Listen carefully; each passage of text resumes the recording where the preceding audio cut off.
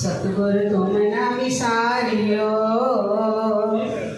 चाहे लाख लोग मिल जाए,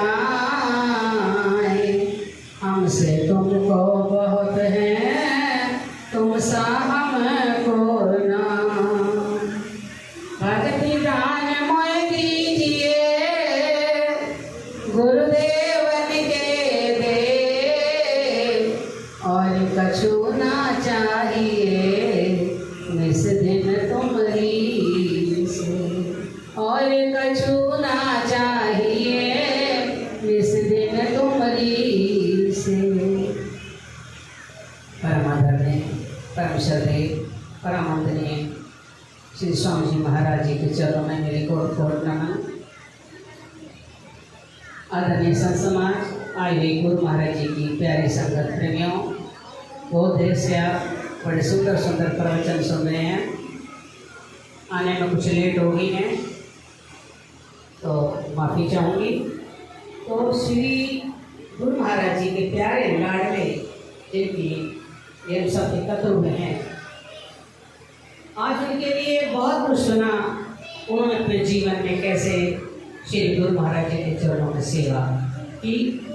तो फिर भी हम लोग तो कहते हैं कि भक्ति दान मोय दीजिए, कहने में और करने में बड़ा अंतर होता है।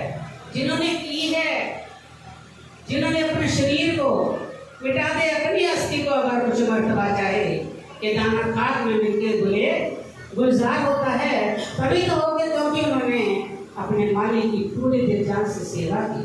और वो हमारे को सिखाया, हमें वो सीखना है, हमें मालिक के चरणों की सेवा करनी है। अभी मुझे महात्मा जी से कितने बड़े प्यारे प्रवचन आप सुन रहे थे कि यहाँ रहते हुए भी जैसे उस राजा ने अपना सब कुछ बना लिया था और उसको किसी को पता भी नहीं चलने दिया, क्योंकि उसके अंदर इतनी पावर थी। उन्होंने अपना सब कुछ यहाँ रहते हुए आगे के लिए बना दिया। ऐसे महापुरुष हमारे को समझाते हैं कि इसलिए कब होता है ये, कि जब होता है कि दिल का उजरा साफ कर जाना के आने के लिए ख्याल गैरों का मिटा उसको बिठाने के लिए। अगर अपने दिल का उजरा साफ कर लेंगे, दिल का शीशा साफ कर लेंगे, तभी तो उस मालिक को अंदर बिठाएंगे। अगर हम नहीं करेंगे कुछ तो कुछ नहीं कर सकते। अगर हमारे घर में किसी मेहमान ने आना होता है ना, तो कितनी सफाई करते हैं, कितना सामान इकट्ठा करते हैं।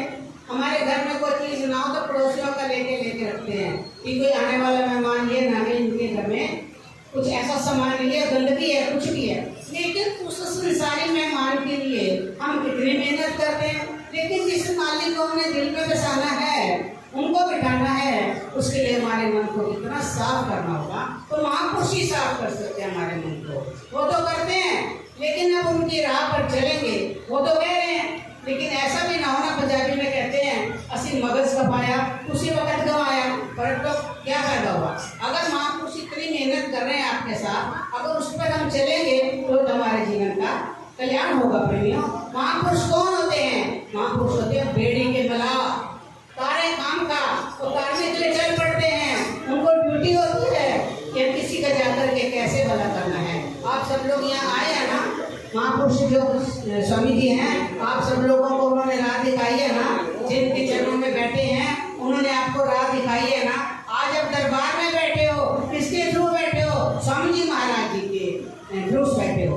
उन्होंने आपको राह दिखाया है, उन्होंने आपके साथ कितनी मेहनत करी। छोटी सी बात कहूँगी, जैसे एक सेठ है बेनियों, सेठ का इतना व्यापार है, इतना बिजनेस है कि वो जगह जगह उसका बहुत व्यापार फैला हुआ है, लेकिन उस व्यापार में इतना बिजी है कि उसको भगवान का नाम लेने का टाइम ही नहीं है।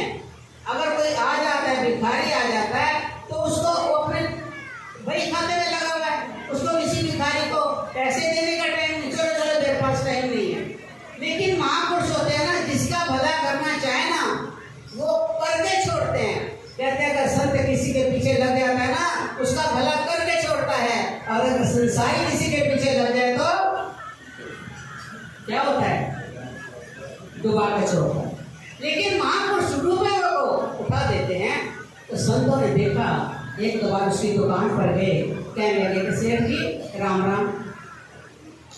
फिर गए, लेकिन उनको क्या जरूरत थी, वो तो आराम से बैठ सकते थे।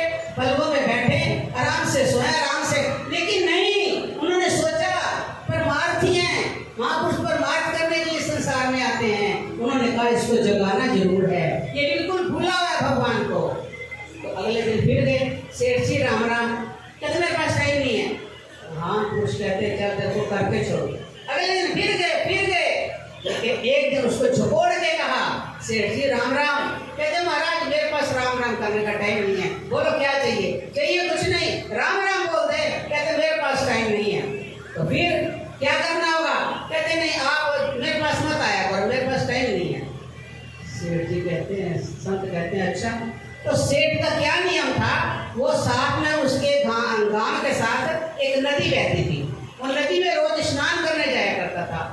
तो संतों ने क्या सोचा देखो, जब वो नदी में स्नान करने गया जाता था ना, तो संत जो थे ना इच्छाधारी थे, उसी सेठ का रूप बना करके नदी पर आ जाया करते थे। तो वो सेठ जो था डर जाता था कि मेरे रूप में यहाँ कैसे आ गया। एक दो दिन तो हुआ, अगले दिन फिर ऐसा। तो वो सेठ घर में आके कहता कि मेरे ही रूप का कोई एक व्यक्ति आता है, मुझे उससे डर लगता है, ना जाने वो कौन है। एक दिन ऐसा ही सेठ जब स्नान करने के लिए गया, तो सेठ जो संत थे सेठ का रूप बना करके आए थे, तो उन्होंने देखा उसको। संत सेठ ने एकदम से भाग करके घर आया, आकर के कहने आज 2 रुपया फिर आ गया है, मैं घर आ गया। लेकिन वो घर आने से पहले जो संत थे वो सेठ का रूप बना करके पहले उसके घर पहुंच गए। आकर उसकी गद्दी पर बैठकर वो बही खाते का काम शुरू कर दिया। अब लड़के तो देखें कि पिताजी आप जल्दी कैसे आ गए? कहते मैंने बताया ना आपको 1 रुपया रोज आता है, डर के मारे में जल्दी आ गया।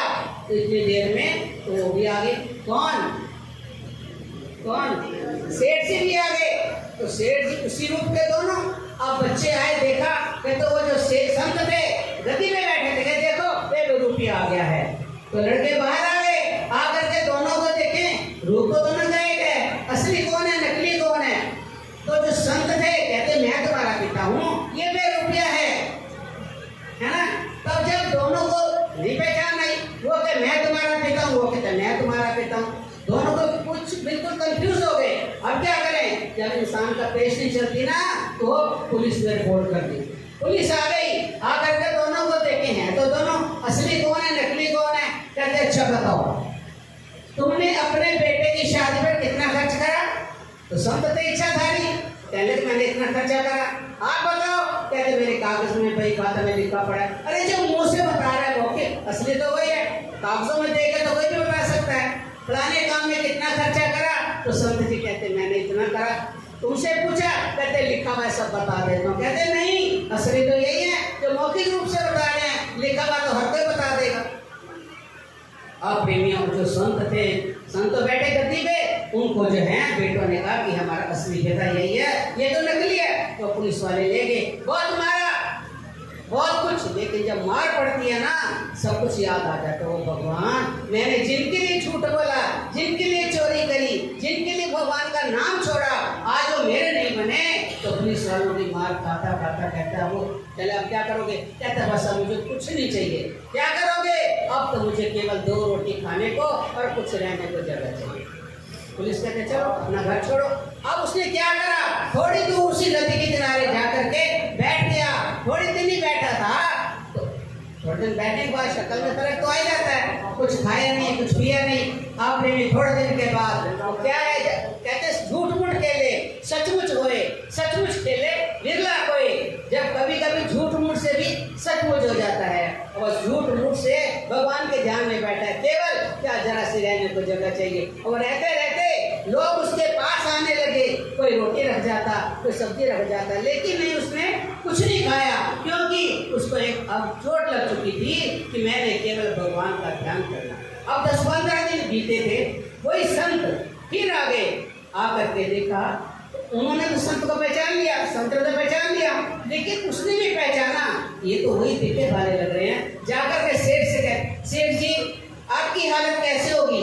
15 दिन पहले तो आप कुछ और थे, अब क्या हो गया? कहते महाराज क्या बताएं, ऐसे ऐसे कोई बेरूपिया मेरे यहाँ आ गया है, मेरी ये कंडीशन हो गई है, अब क्या करेगा? अब तो मुझे कुछ नहीं चाहिए। क्या चाहिए? मुझे केवल 2 रोटी खाने को, अब प्रभु का भजन करूंगा मैं। सच कहता है? करेगा भजन करेगा? हाँ करूंगा। ज्यादा माल इकट्ठा करेगा? नहीं करूंगा। सच बता, सच है, मैं केवल प्रभु का भजन करूंगा, और जो मेरे पास है भी ना, तो था भी वो मैं दान पुण्य में लगा दूंगा, लेकिन अब तो मेरे पास है ही कुछ नहीं। तो संत कहते हैं बेटा मैं रुपया कोई नहीं था, वो मैं ही हूँ जो तेरे पास राम राम करने के लिए आया था। तेरे पास राम राम करने का टाइम नहीं है, अब तो यहाँ कैसे आ गया? तो चरणों में गिर गया एकदम से। महाराज सच है, महापुरुष होते हैं इतना कष्ट सहन करके ही जीव को सही रास्ते पर लगाते। अब क्या करेगा? अब मैं केवल प्रभु का ध्यान करते चल, अब तो प्रभु का ध्यान कर, भजन कर, सिमरन कर, सेवा कर, चल अपने घर ले गए उनको, उसकी गद्दी पर बिठाया, बच्चों को समझाया कि आज के बाद किसी फालतू उसमें मत जा, केवल जो तेरे को मालिक ने दिया है उसमें सेवा कर, और मालिक ने मुझको दिया है सिमरन कर, सिमरन करेगा तो तेरा भला हो जाएगा। तो ये किसने किया? महापुरुषों ने। वो महापुरुष ही है ना जिनके चरणों पे बैठे हैं, जिन्होंने आपको यहाँ बिठाया है। ऐसे महापुरुष इतने कष्ट सहन करके भी जीव का भला कर देते हैं। उसको कहाँ से कहाँ ला के बैठा दिया, उसका सारा जीवन बदल दिया। महापुरुष होते हैं कईयों के ऐसे जीवन बदल देते हैं कि उनके सारे पिछले जन्मों के भी पाप सारे धुल जाते हैं, और महापुरुषों के चरणों में लग करके अपने जीवन को गिरफ्तार कर देते हैं, अपने जीवन का लाभ उठा लेते हैं। ऐसे महापुरुषों के चरणों में मेरी बार नमन, कोटि कोटि नमन। इसके साथ बड़े प्यार से आप बोल देंगे, बोले श्री स्वामी जी महाराज की, बोलो जय काला।